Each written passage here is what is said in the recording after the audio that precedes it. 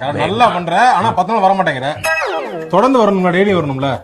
எவனாவது இன்டர்வியூ கொடுத்தான்னா அதை பாத்துட வேண்டியது, 2 நாள் வர வேண்டியது. நேற்று வாரம் படம் பாத்தியா? ஏன்டா ஏதாவது படம் பார்த்தா வரீங்க, ஏதாவது இன்டர்வியூ பார்த்தா வரீங்க, மத்த நாள் வர மாட்டேங்கிறீங்க. எப்படா உருப்பிங்க அப்புறம்? ஹாய் ஃப்ரெண்ட்ஸ், இதான் என் புருஷன். இப்ப உங்களுக்காக ஒரு பாட்டு பாடுவான், பாடுறா.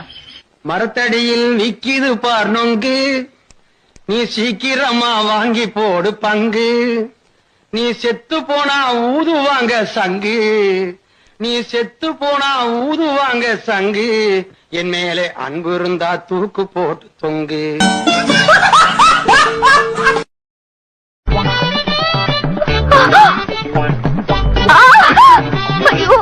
தினமும் என் ரிக்ஷாவில ஏறும் போதே நினைச்சேன், என்னடா துணி எல்லாம் நல்லா இருக்கு, உடம்பு குப்புன்னு நாறுதேன்னு.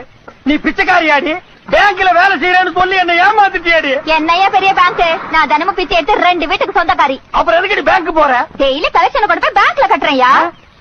என்ன நினைச்ச? 5-6 பேர் என்ன காதலிச்சிருக்கானுங்க. யாரு இவனுங்களா?